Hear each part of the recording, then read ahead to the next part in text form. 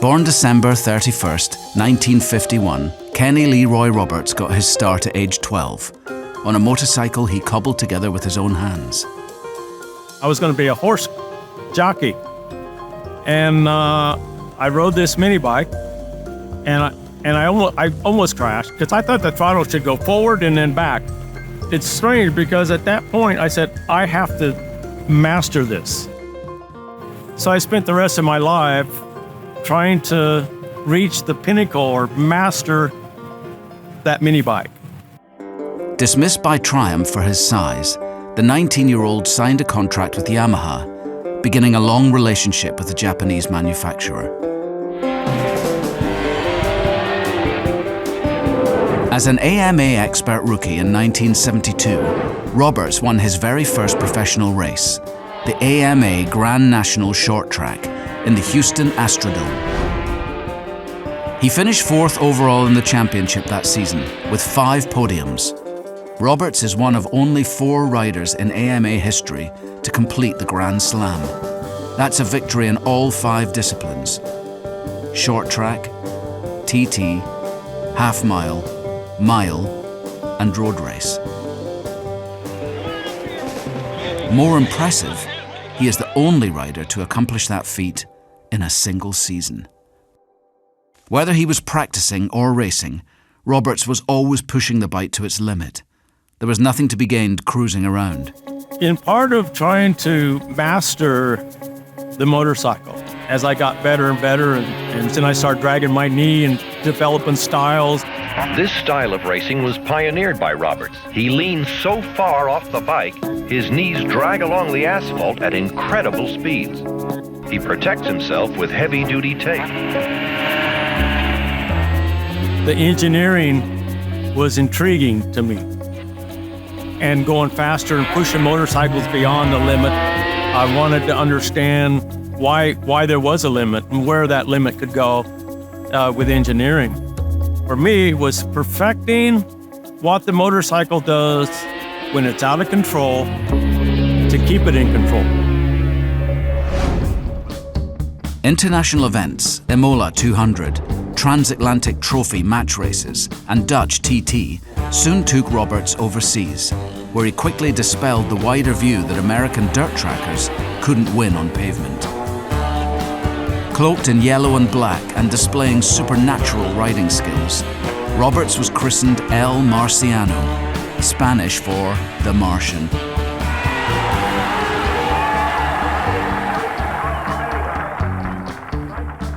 I remember winning the first race and they scrambled because they didn't have the national anthem. I remember saying, I don't think they're going to play the national anthem. They better.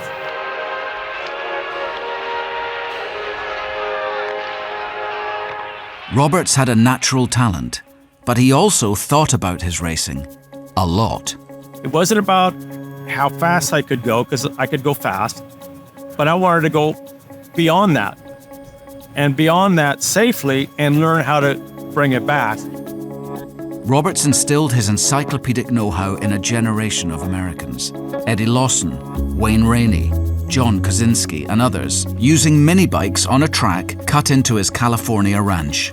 We have motocross tracks, we have dirt tracks, we have mini bike tracks, we even have a little road race track. So it really depends on how you want to train your guy. When I was working with young riders to actually try to teach them something, then you have various things that you're trying to show them or try to prove to them a theory that they need to understand. It's a way to master what you need to do on a motorcycle at 30 miles an hour and 230 miles an hour.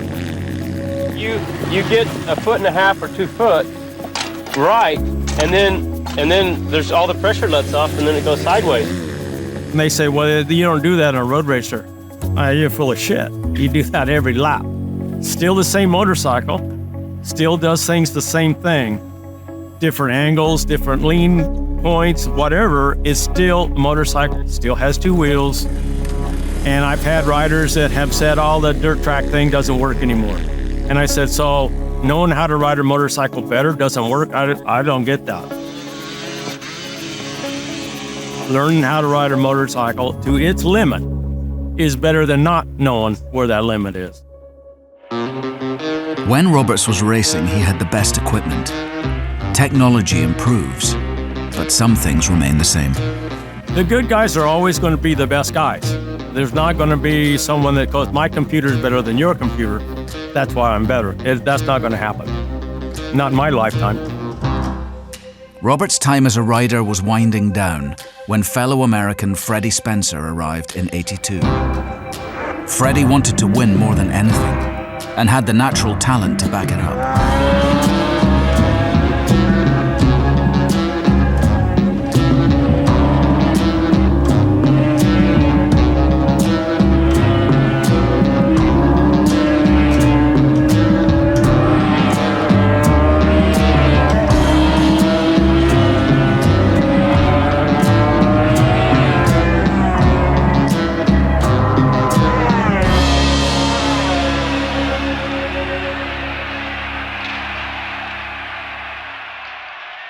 Roberts won the Daytona 200 in 1978, 1983, and 1984.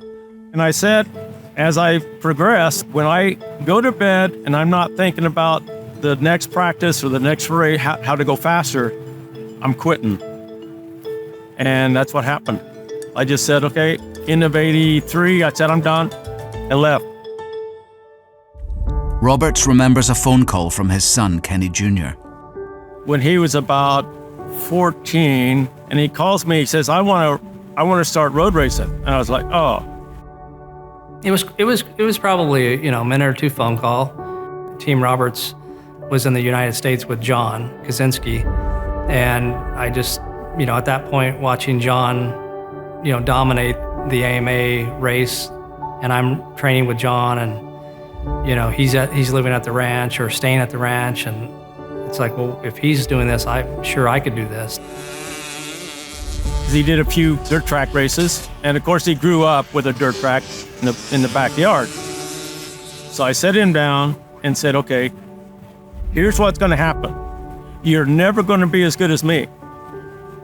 I said, you could win 20 world championships, but people are still going to say, oh, he wasn't as good as his dad, because that's what people do. And I said, if you can handle that, I'll let you race. It wasn't a big thing that I focused on. Yeah, if you are comparing apples to apples of his career to mine, but he's still not as good as, that's probably true. I don't know that there's many people that are as good as my dad was. That's fine, but at some point, when you're world champion, you're the best there is, which is what I became, right? Kenny Jr. listened. He did exactly as he was advised, never questioning his father's instructions. He's like, you're gonna do it the right way, and I'm like, sounds fine to me. Like, I don't want to do it the wrong way. I'm trying to get fast and understand everything, so I'm on a trajectory of learning and absorbing everything. He looked just like me on the motorcycle. He had to have a lot more grit than I did. I would say probably 70 or 80% of what I got was negative in the foreign or international press. I was the hardest critic of myself, but that nothing changed the fact of what I was, what we were doing in the moment and on the bike. It was just, at that age, I'm like, okay, whatever, that's fine. I just want to get faster and be world champion. I didn't give a damn what anybody said anyway. And if they wrote stuff bad about him, I can't read, so it don't matter. So he had a lot more pressure on him, I think, and to be able to actually prove everybody wrong, it's just one of the things that he did, and he had to have that inside for that to happen. Roberts Jr. finished 6th in Brazil to secure the world title. That's cutting it close, but that's what he did. He won the world championship, and of course we were helping the team through that whole thing. I didn't go to the rostrum. when he's celebrating his world championship, and somebody's going, "What are you doing?" I go, "That's his deal, not me." I didn't want to take away his achievement. As many fathers out there know, you put more into your kids, and you could just see it from him, that accomplishment. Behind the scenes, Roberts was crafting parts, cylinders, pipes, and more for the factory Yamahas, as well as his son Suzuki. We won 4 world championships with Yamaha, and I got bored. And I went, you know what, I'm just gonna build my own. I was always intrigued with the engineering, and I was lucky enough to have a great engineer from Yamaha who spoke perfect English that grew up with me in the Yamaha company. That was our deal, and it carried on after I quit racing. It's like, okay, I still want to do this, because the factories at that time just were building what they wanted to build and giving me what they wanted. And I was like, no, I'm gonna do something. So I launched into building my own motorcycle. In 1997, Roberts founded GP Motorsports and began producing his own racing motorcycles in England. Jeremy McWilliams took the 2-stroke, 3-cylinder KR3 to pole at the 2002 Australian Grand Prix against a new breed of 990cc MotoGP 4-strokes. If you look at what we did, the rest of these factories should go home.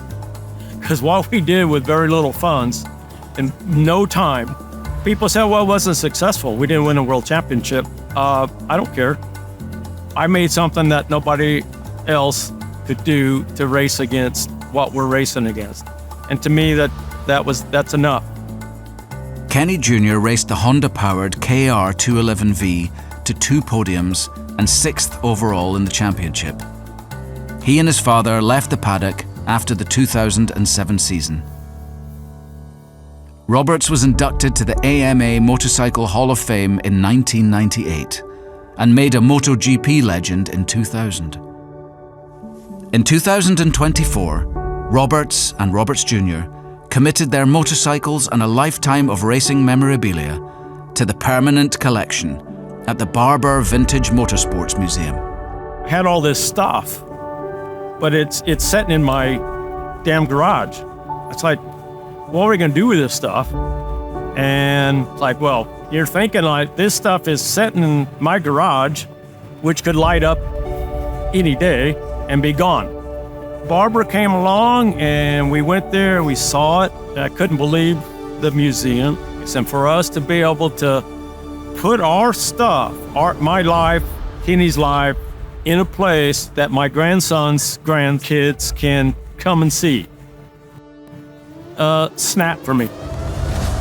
I'm totally at awe of what they have been able to do, and that my whole family history is going to be there when I'm gone, which could be any day. You never know. My dad's stuff and his story, as well as mine, is preserved. These things will be taken care of, and our kids as kids will be able to say that was my dad and grandpa, and that stuff now has a place in history here at the best museum in the world. For that to all be in one place that people could actually go and visit, motorheads are gonna, I think, have a big awakening. Because America they don't see any of this stuff. Barber's bringing it to America.